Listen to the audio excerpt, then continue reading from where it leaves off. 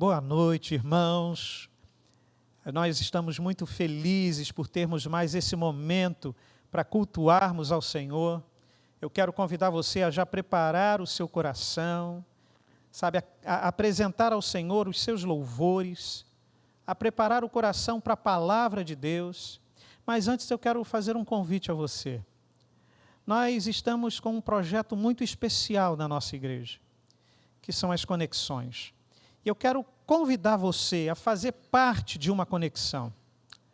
E ainda que você esteja conosco, mas não pertença à Igreja de Caraí e deseje também fazer parte de uma conexão, você pode deixar o seu contato nas nossas redes sociais e nós, com todo carinho, com todo amor, entraremos em contato com você e traremos as explicações devidas. E o que é conexão, gente?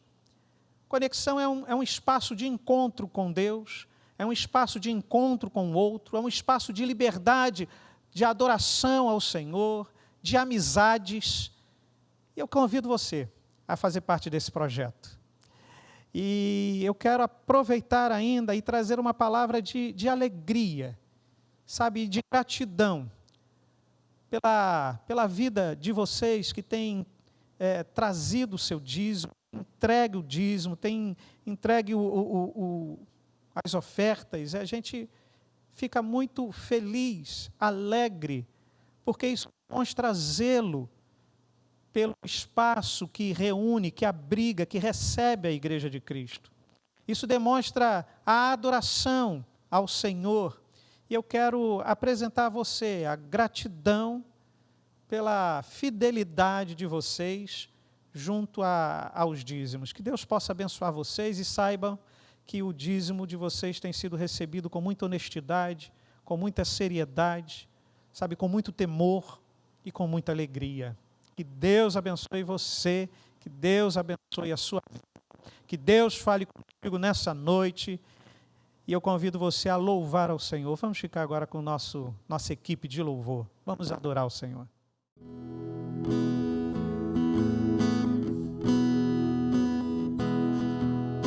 Jesus, em tua presença, reunimos-nos aqui, contemplamos tua face e rendemos-nos a ti, pois um dia a sua morte trouxe vida a todos nós e nos deu completo acesso ao coração do Pai.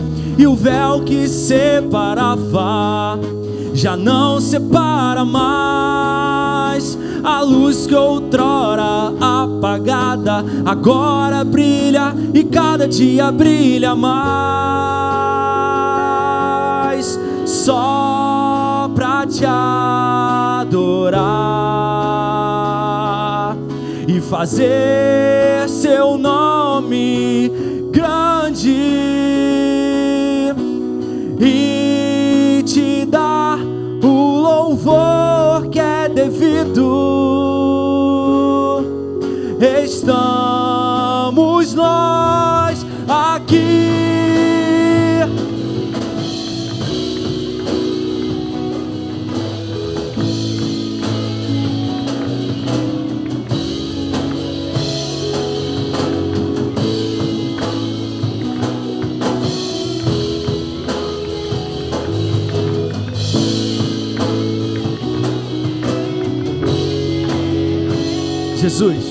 Jesus, em tua presença reunimos-nos aqui, contemplamos tua face e rendemos-nos a ti, pois um dia a sua morte trouxe vida a todos nós e nos deu completo acesso ao coração do Pai.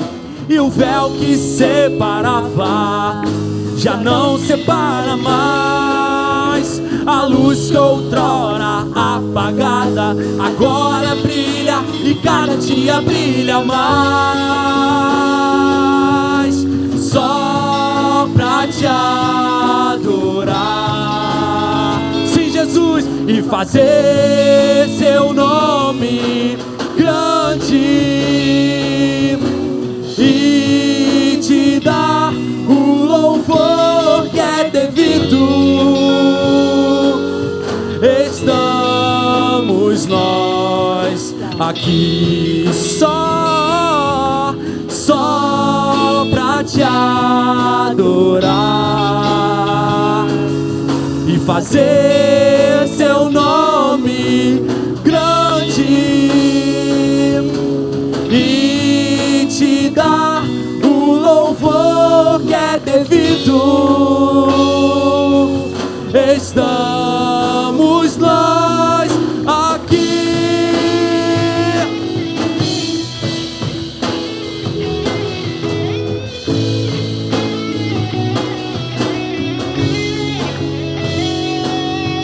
E o véu que separava já não separa mais. A luz que outrora apagada agora brilha e cada dia brilha mais. Só pra te adorar e fazer seu nome grande e te dar o louvor que é devido. Estamos nós aqui. Estamos nós aqui. Estamos nós aqui. Amém. Que o seu desejo seja adorar ao Pai. Que seu desejo de vida seja viver uma adoração ao Pai. Então eu te convido, aonde você estiver, você abrir o teu coração, render o teu coração ao Pai, se prostrar ao Pai e entregar a tua verdadeira adoração. Como falamos nesse louvor, o véu que separava já não separa mais. Então você tem livre acesso para falar com o Pai, para adorar ao Pai, para se prostrar a Ele, para exaltá-lo, para dizer: Pai, está doendo, ou Pai, eu estou muito feliz, Pai, obrigada, Pai, Oh Pai, eu preciso de Ti, Jesus. Eu estou dependendo tanto de Ti, Jesus, como eu estou carente da Tua presença. Eu não sei como está o Teu coração, mas a minha oração é que o Senhor encha o meu coração da presença e do fogo dEle. Então eu te convido a, juntamente conosco, declarar isso. Pai, encha o meu coração, abra o meu coração, Jesus, e encha da Tua presença. Eu quero arder, eu quero que o meu coração arda por Ti, Jesus.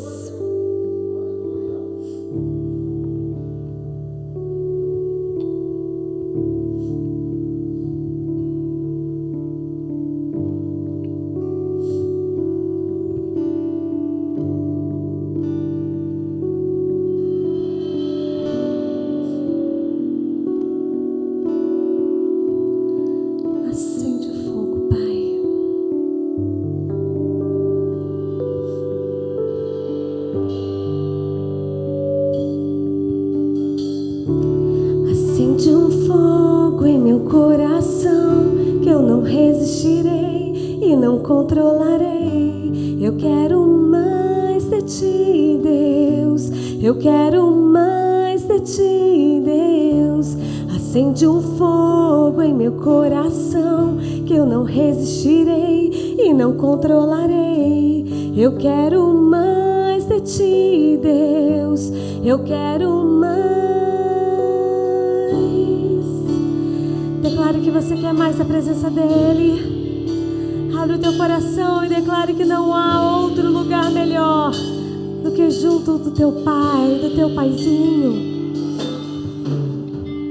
Não há outro lugar onde eu queira estar. Não há outro lugar em que em teu amor, não há outro lugar onde eu queira estar. Não há outro lugar do que em teu amor,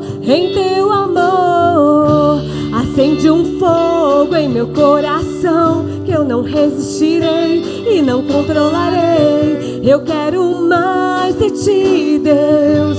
Eu quero mais de Ti, Deus. Acende um fogo em meu coração que eu não resistirei e não controlarei.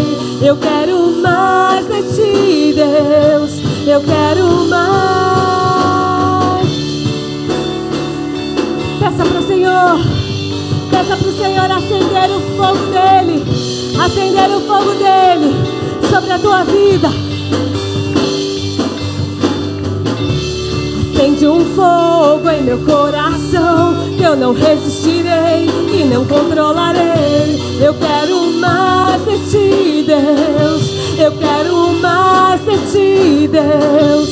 Acende um fogo em meu coração que eu não resistirei e não controlarei. Eu quero mais de Ti, Deus. Eu quero mais. Deixa queimar, deixa queimar. Deixa queimar, deixa queimar. Deixa queimar, deixa queimar. Peça isso pro Senhor. Deixa queimar, deixa queimar, deixa queimar. Deixa queimar, deixa queimar. Deixa queimar, deixa queimar. Mais uma vez. Deixa queimar, deixa queimar, deixa queimar. Deixa queimar, deixa queimar. Deixa queimar, deixa queimar. Deixa queimar, deixa queimar. Deixa queimar, deixa queimar. Deixa queimar, deixa queimar. Eu tenho fogo cerrado em meu peito que não me dá descanso. Eu não tenho descanso. Eu tenho fogo cerrado em meu peito que não me dá descanso. Eu não tenho descanso.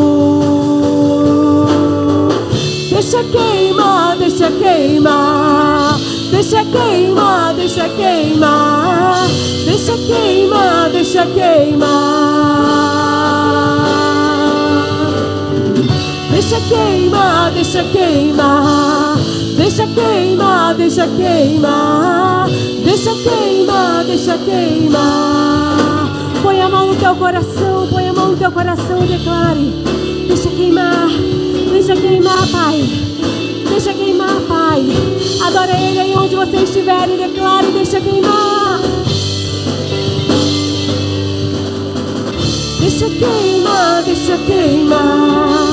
Deixa queimar, deixa queimar.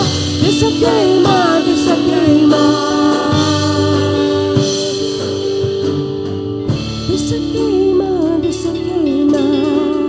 Deixa queimar, deixa queimar. Deixa queimar, deixa queimar. Abre o teu coração. Abre o teu coração. Não se prenda a nada, não seja resistente. Não seja resistente à frieza, aos seus pensamentos, aos seus achismos. Mas abre o teu coração e peça para o Senhor. Peça para o Senhor, venha, Pai. Faça morada, Jesus, faça morada e faça arder o meu coração. A cada dia mais e mais por Ti, Jesus. Venha ministrar sobre as nossas vidas, Senhor. Fale conosco, Pai, através da Tua palavra, Jesus.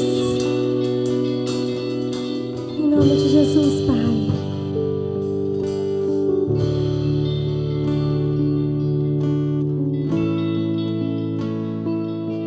Convido você a abrir a sua Bíblia, a meditar agora, preparar o seu coração para meditar nas Sagradas Escrituras. Eu convido você a abrir na primeira epístola de João, no capítulo 1.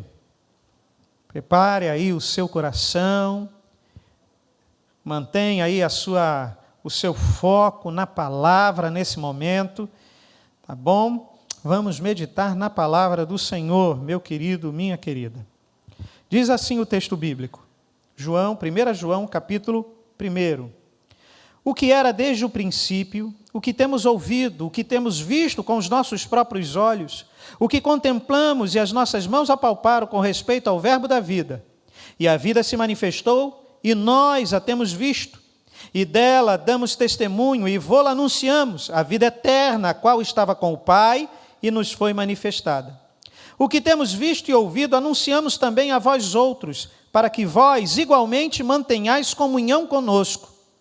Ora, a nossa comunhão é com o Pai e com o seu Filho, Jesus Cristo. Estas coisas, pois, vos escrevemos, para que a nossa alegria seja completa. Ora, a mensagem que da parte dele temos ouvido e vos anunciamos é esta, que Deus é luz e não há nele treva nenhuma. Se dissermos que mantemos comunhão com ele e andarmos nas trevas, mentimos e não praticamos a verdade. Se, porém, andarmos na luz como ele está na luz, mantemos comunhão uns com os outros, e o sangue de Jesus, seu Filho, nos purifica de todo o pecado. Se dissermos que não temos pecado nenhum, a nós mesmos nos enganamos e a verdade não está em nós. Se confessarmos os nossos pecados, ele é fiel e justo para nos perdoar os pecados e nos purificar de toda injustiça. Se dissermos que não temos cometido pecado, fazemo-lo mentiroso e a sua palavra não está em nós. Meu querido, minha querida, a primeira epístola de João é uma obra muito especial e muito peculiar. Alguns estudiosos chegam a dizer que 1 João ocupa o lugar mais elevado entre os escritos inspirados. Não é à toa que John Wesley vai dizer que 1 João é a parte mais profunda das Escrituras Sagradas. E 1 João tem algumas peculiaridades. É interessante a gente observar que nessa carta nós não encontramos remetente nem destinatário. Nessa carta nós não encontramos uma saudação inicial e nem uma bênção final. Nessa carta, nós não encontramos um lugar de origem e nem um destino específico para a carta. E alguns, então, chegam a dizer que as epístolas de João, na verdade, apresentam para a gente um verdadeiro tratado teológico. E alguns estudiosos chegam a dizer que João escreve da cidade de Éfeso, quando ele então pastoreava a igreja de Éfeso, já chegando aí no final da sua vida.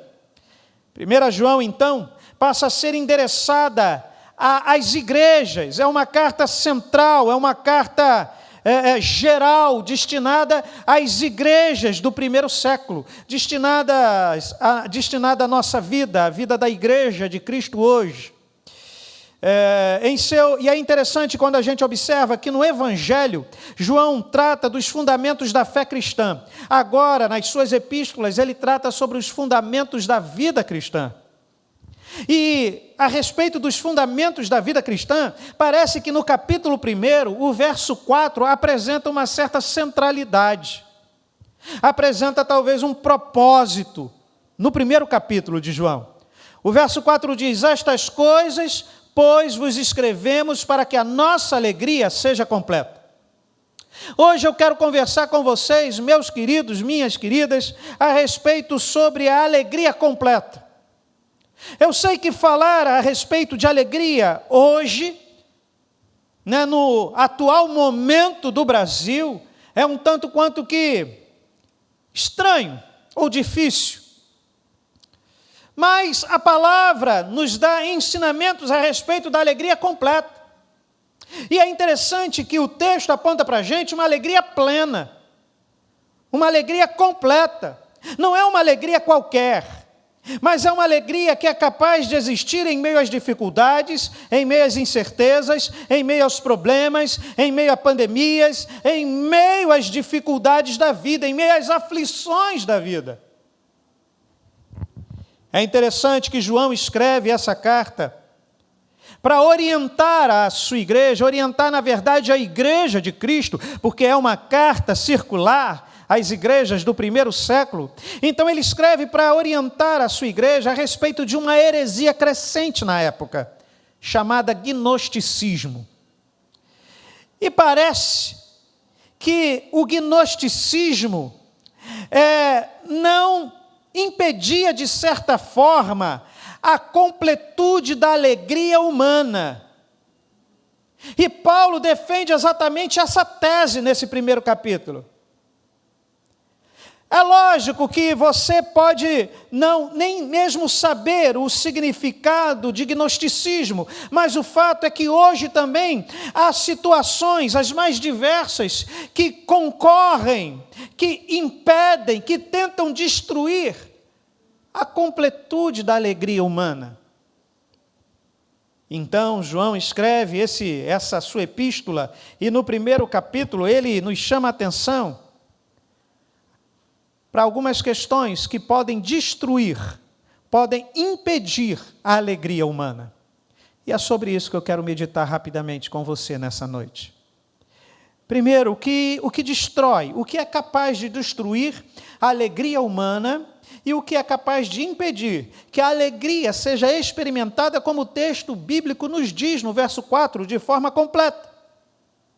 Primeiro, dos versos 1 ao verso 4, João está nos ensinando que se nós não entendermos quem é Jesus, essa alegria não será possível de ser experimentada. Essa alegria jamais será completa. Veja você, dos versos 1 ao verso 4, João abre a sua carta, abre a sua epístola falando a respeito de Jesus. E para falar a respeito de Jesus, ele vai nos primórdios, ele volta lá atrás, ele começa a falar sobre o princípio de todas as coisas e dizer que Jesus não apenas estava no princípio de todas as coisas, mas Jesus é o princípio de todas as coisas. E ele então começa a falar quem é Jesus, como podemos conhecê-lo, como ele pode ser experimentado por nós, qual é a principal razão da sua vinda ao mundo. A mensagem de João é que Deus não está distante e nem indiferente ao mundo. ao ponto de amar o mundo com uma força tal, com uma atitude tal, com um sentimento tão grande, que envia o seu único Filho, para que todo aquele que nele crê não pereça, mas tenha vida eterna. Experimente a alegria completa, experimente a vida completa. João, então, está trazendo, no seu primeiro capítulo de 1 João, a mensagem clara de que Deus está profundamente envolvido com o seu mundo, profundamente envolvido com as nossas vidas, não está indiferente a nós, não está indiferente às nossas questões, às nossas lutas, aos nossos dissabores, às nossas dificuldades. Ele está envolvido conosco, Ele está profundamente interessado com a sua vida. Ele está profundamente interessado com a minha vida. Ele está profundamente interessado com aquilo que acontece no mundo, a ponto de enviar o seu único Filho por mim e por você. João abre sua carta dizendo o seguinte: olha, o que era desde o princípio. E é extraordinário, porque quando ele fala o que era, o que é mais profundo, é mais amplo do que quem. O que inclui a pessoa e a mensagem. João está dizendo aqui que Jesus não é apenas o mensageiro de Deus, mas Jesus é o mensageiro e a própria mensagem de Deus. João está dizendo que Jesus não começou a existir no princípio, mas Ele é antes do princípio, Ele é o princípio de todas as coisas. O propósito de João é apresentar Jesus e testemunhar o evento Jesus, testemunhar de que foi real, sabe, a mensagem e o mensageiro, o enviado de Deus se tornou história, ele encarnou, esteve entre nós, e João testemunha esse fato. E João continua dizendo: o que temos ouvido, o que era desde o princípio, o que temos ouvido, o que temos visto com os nossos próprios olhos, o que contemplamos e as nossas mãos apalparam com respeito ao verbo da vida. Jesus encarnou, Jesus esteve entre nós, o eterno penetrou no tempo e na história e habitou entre nós. Jesus é o rosto de Deus, o verbo da vida se manifestou no tempo e na história, é o que diz o verso 2. E João testemunha de que ele esteve com Jesus. Sabe, ele usa, né, do tato, das sensações humanas, ele viu, ele ouviu, ele tocou em Jesus, é real. E é extraordinário que Jesus define, que João define Jesus como o verbo da vida. Para João, Jesus não é apenas o doador da vida eterna, mas Jesus é a própria essência da vida. Quando ele coloca lá no verso 2, ele inicia o verso 2 dizendo: e a vida, quando ele coloca esse artigo antes do substantivo, ele especifica. Jesus não traz uma vida qualquer, é Jesus quem dá a vida, Ele é a vida, não é uma vida qualquer, mas Ele é a própria vida. Só em Jesus o ser humano pode vencer a morte, o sentimento de morte, e viver abundantemente, tanto agora quanto na eternidade. Em Jesus, a própria vida de Deus jorra de dentro de nós, como uma fonte que salta para a vida eterna.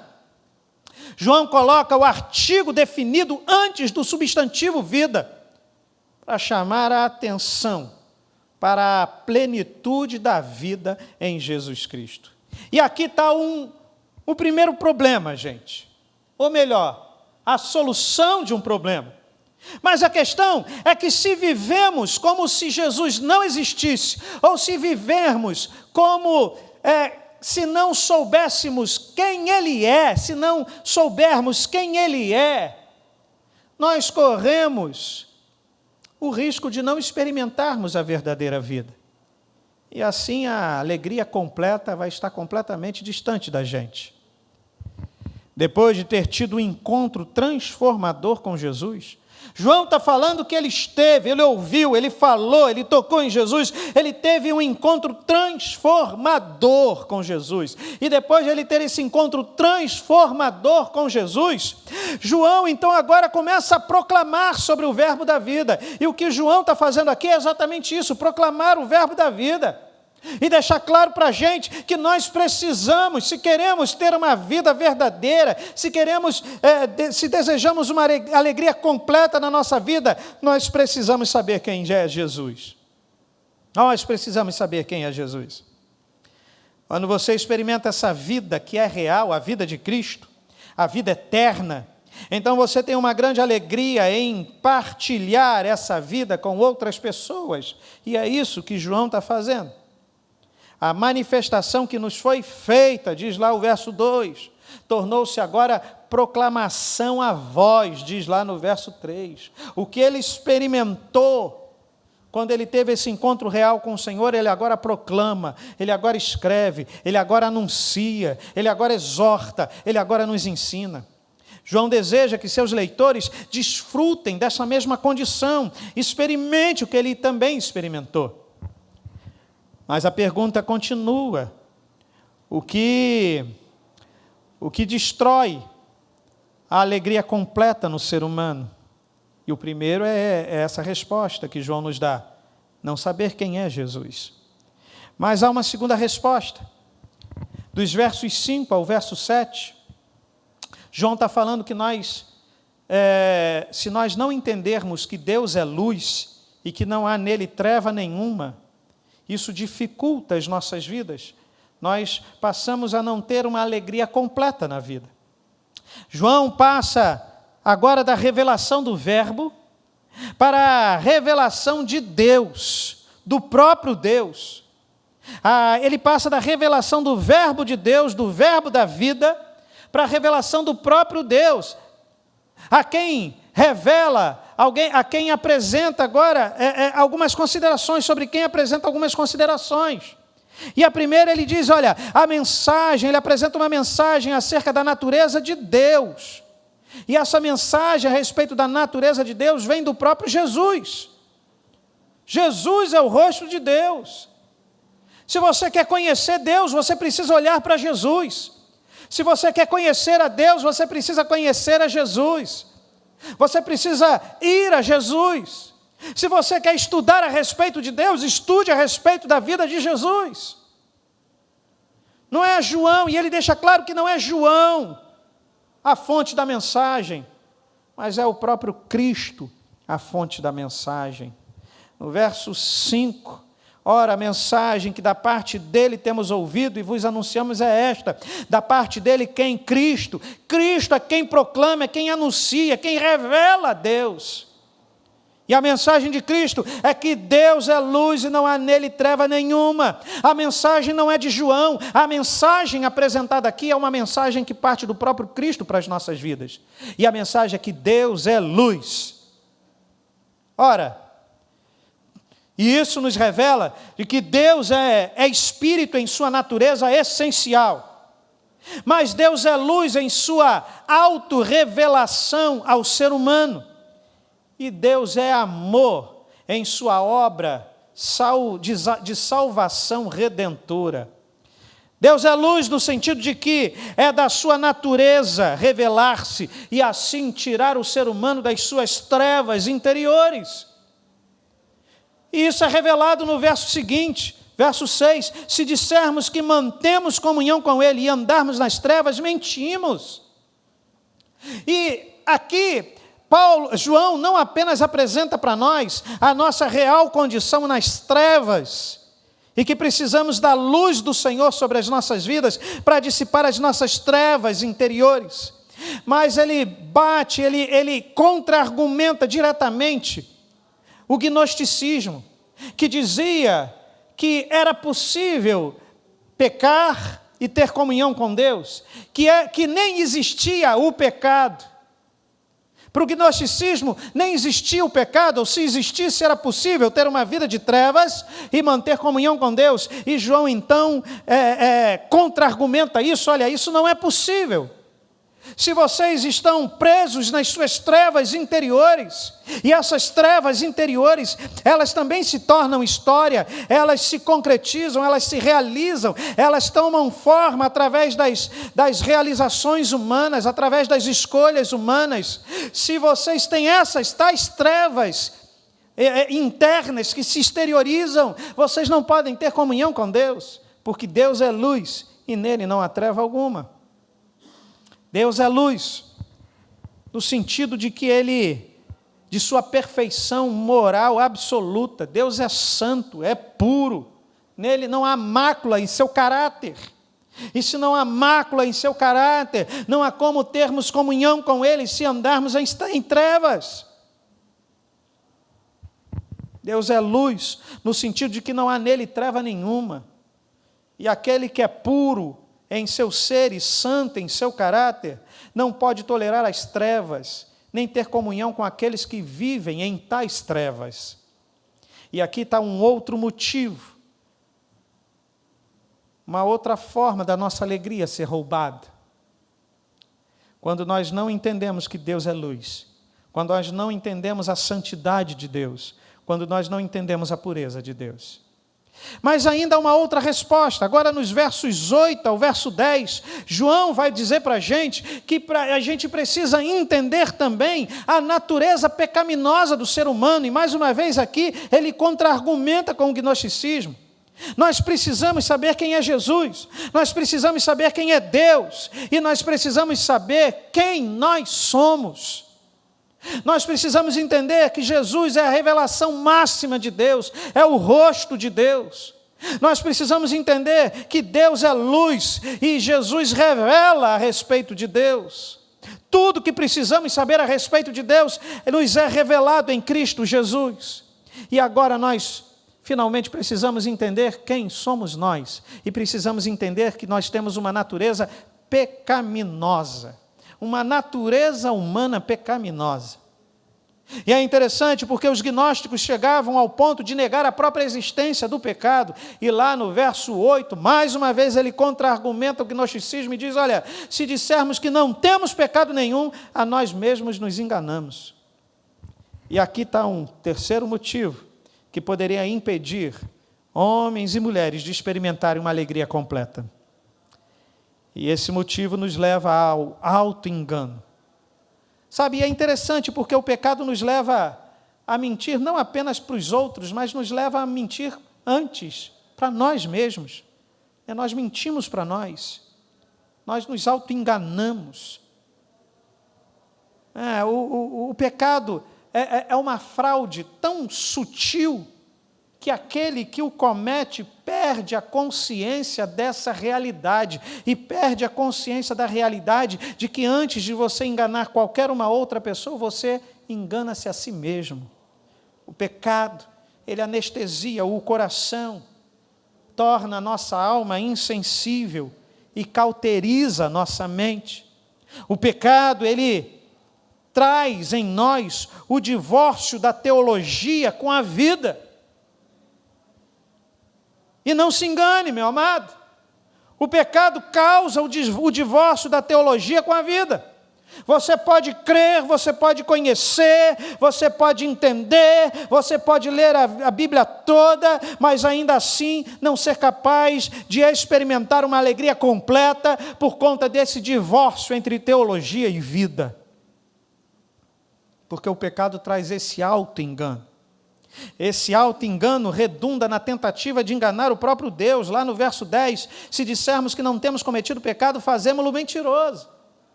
E enganar a Deus é impossível, porque Ele sabe quem nós somos e sabe o que se passa no mais íntimo do nosso coração. Gente, a não observação desses 3 pontos, quem é Jesus, quem é Deus e quem nós somos com a nossa natureza pecaminosa. A não observação desses 3 pontos nos impede, nos impedem de experimentarmos a alegria completa. E os versos 7 e o verso 9 apontam para a gente o que acontece quando nós não observamos esses 3 pontos. Diz lá o verso 7 que nós perdemos a comunhão com os irmãos. E diz lá o verso 9 que nós perdemos a comunhão com Deus. Naquele tempo, o gnosticismo destruía tais verdades na vida humana, destruía as concepções a respeito de quem era Jesus, de quem é Deus, da verdadeira condição do ser humano, mas hoje nós temos outros destruidores, outras ações perversas que tentam destruir tais verdades em nós, tentam deturpar ou tentam então escondê-las de nós. Um exemplo é o fato de vivermos numa vida que nos aprisiona por uma busca incessante de uma pretensa felicidade e realização. Há pessoas que, em nome da felicidade, fazem tudo. Em nome de uma pretensa felicidade, são capazes de passar por cima de tudo e de todos. Deixam tudo e todos em nome de um ideal que acham ser a felicidade. Ou então em nome da realização. E por conta daquilo que acham que vai trazer realização para as suas vidas, passam por cima de tudo e de todos. Na verdade, essas 2 palavras, felicidade e realização, têm aprisionado o ser humano e têm, muitas das vezes, escondido quem é Jesus, quem é Deus e a nossa real condição pecaminosa. E é interessante porque há cerca de 200 anos atrás, para falar de felicidade ou realização, quando a gente, por exemplo, há 200 anos atrás, quando alguém se tornava um ferreiro, se tornava um ferreiro primeiro porque seu avô era ferreiro, porque seu pai era ferreiro, e ele então vai se tornar o único ferreiro da cidade. E se torna ferreiro, não porque ele queria ser ferreiro, mas por um senso de serviço, porque a cidade precisava de um ferreiro. E porque a cidade precisava, havia um senso muito claro de serviço. Hoje, nós, em nome da busca pela felicidade, pela realização, nós nos tornamos muitas das vezes aquilo que nós queremos, aquilo que nós buscamos incessantemente, mas, no entanto, nos falta o sentimento de serviço. E a busca da felicidade e da realização passa a ser um fim em si mesmo.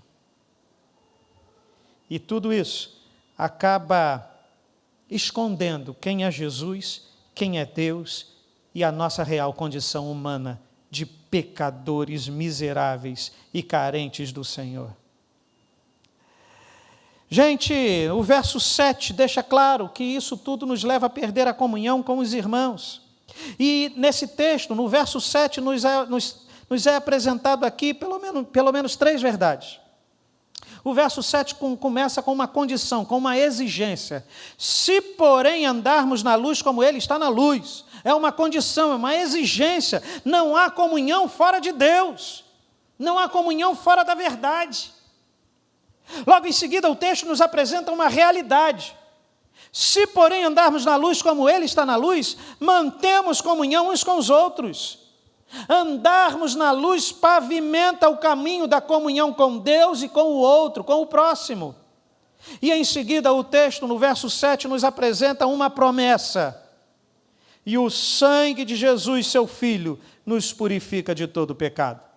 O fato de andarmos na luz e mantermos comunhão uns com os outros não implica em ausência de pecado, não implica em falta de erro, não implica em infalibilidade.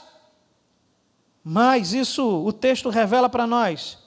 Nós continuamos sujeitos ao pecado, mas nós temos a promessa sublime e purificadora do sangue de Jesus sobre as nossas vidas.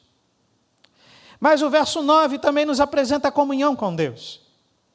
Se não entendermos quem é Jesus, quem é Deus e a nossa real natureza, a nossa real condição, nós também perdemos a comunhão com Deus. E o texto nos apresenta também 3 verdades aqui, meu querido, minha querida. Nos apresenta primeiro a condição do perdão. Também há uma condição: se confessarmos os nossos pecados. E o que é confessar os pecados?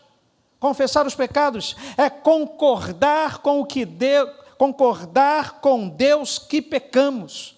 A palavra grega utilizada aqui é homologar, ou seja, é concordar com, é dizer a mesma coisa. Confessar é concordar com o diagnóstico de Deus a nosso respeito, por mais que esse diagnóstico nos doa.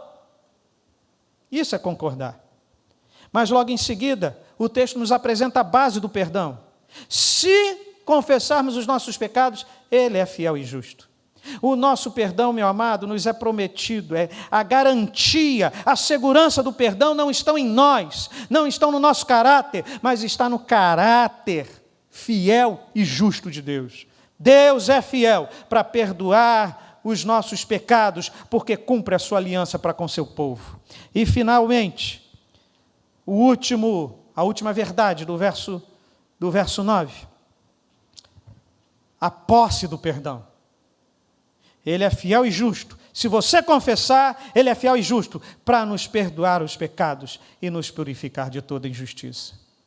Portanto, meu querido, minha querida, nessa noite, eu convido você a experimentar uma alegria completa, uma alegria plena, mas uma alegria que só é possível quando você entende quem é Jesus para você, e Ele é o verbo da vida, aquele que nos dá vida, aquele que potencializa a nossa vida, aquele que de fato nos faz viver.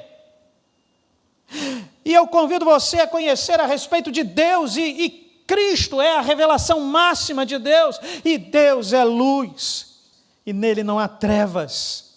Portanto, meu amado, apresente ao Senhor as suas trevas interiores, aquilo que você precisa colocar diante dEle, sabe, aquilo que você precisa rasgar e apresentar ao Senhor, aquilo que você precisa a respeito de um cuidado íntimo com o Pai. Talvez tudo isso que a gente esteja vivendo tenha potencializado as suas trevas interiores, e essas trevas interiores estejam agora sendo apresentadas através de uma agonia crescente, de uma ansiedade alucinante, de uma incerteza enlouquecedora.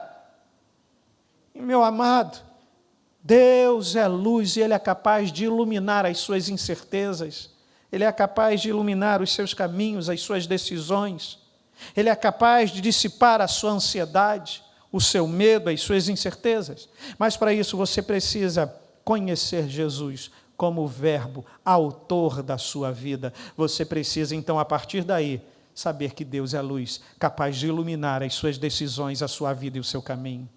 Mas isso também só é possível se você igualmente perceber que você é um pecador miserável, carente da graça do Senhor, e diante dele confessar os seus pecados, diante dele confessar as suas trevas mais íntimas. Se diante dele você confessar e você se arrepender e partir para uma experiência transformadora, assim como João vive. E João chega a dizer: olha, meus olhos viram, meus ouvidos ouviram, eu toquei nele. Que os teus olhos o vejam, que os teus ouvidos o ouçam, que você toque no Senhor, porque o Senhor deseja tocar a sua vida. E você, eu não sei como você entrou nessa pandemia, mas você pode sair dessa pandemia com uma intimidade indizível, com uma alegria completa, com um gozo celestial sobre a sua vida. E esse é o meu desejo para a sua vida. Que Deus te abençoe e que você seja, de fato, alcançado por essas verdades extraordinárias que João apresenta para a gente, que João compartilha conosco. Que Deus te abençoe. Senhor, nós louvamos o Teu nome e te agradecemos, Pai, por Sua palavra. Que verdades extraordinárias esse texto bíblico traz para nós, Pai. De fato, Jesus é o verbo da vida e nós louvamos o Teu nome por isso, Pai. Senhor, nós, através de Jesus, temos percebido a revelação a respeito de Deus. E Deus é luz e tem iluminado os nossos passos. Nossos passos têm sido iluminados por Deus em Cristo Jesus. Têm sido iluminados por Deus em sua palavra. E nós louvamos o teu nome também por isso. E eu quero apresentar ao Senhor os teus filhos e filhas que estão conosco, Pai, meditando em tua palavra nesse momento.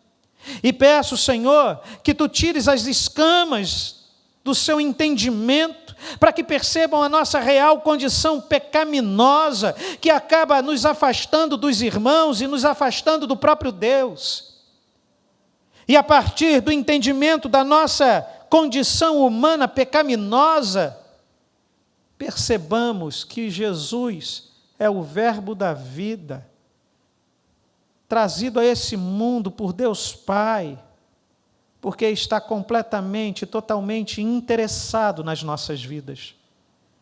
E assim, Pai, possamos sair desse momento da história que atravessamos, completamente transformados, modificados, com intimidade contigo e vivendo de uma alegria completa, que só é possível em Cristo Jesus, sabendo que Deus é luz, e entendendo a nossa condição, que requer arrependimento genuíno.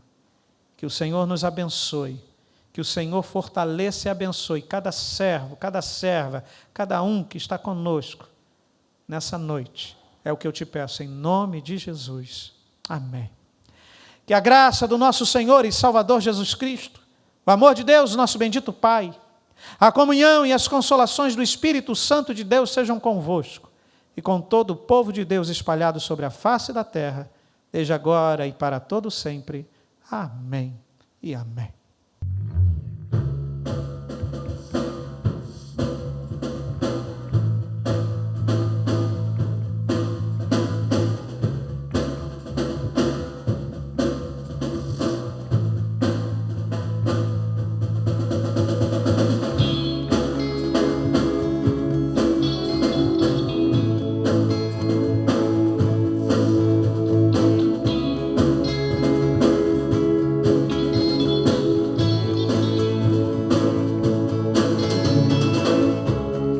Eis-me aqui, Senhor, buscando tua verdade e amor. Eu vim neste lugar, tua graça encontrar.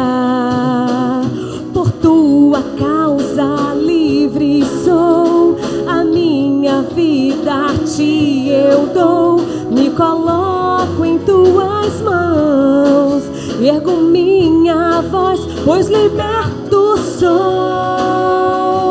O teu nome bendirei e bem alto clamarei, que eu sou teu, eu sou teu. Por tudo que fizeste a mim, levanto minhas mãos a ti, és o único a quem adorarei. Eu vou compartilhar o amor, ser tua luz por onde for. Eu me prostro aos teus pés, ergo minha mão, pois liberto sou. O teu nome bendirei e bem alto clamarei, que eu sou teu, eu sou teu. Tudo que sou está em tuas mãos de amor, e eu sou teu, eu sou teu. Eis-me aqui com os braços bem abertos, Criador, Redentor, tu és o eterno Deus, tu és o eterno Deus. Eis-me aqui com os braços bem Redentor, tu és eterno Deus, tu és eterno Deus. O teu nome bendirei e bem alto clamarei que eu sou teu, eu sou teu. Tudo que sou está em tuas mãos de amor e eu sou teu, eu sou teu. Eis-me aqui com os braços bem abertos, Criador, Redentor, tu és eterno Deus, tu és eterno Deus. Eis-me aqui com os braços bem abertos, Redentor, tu és eterno Deus.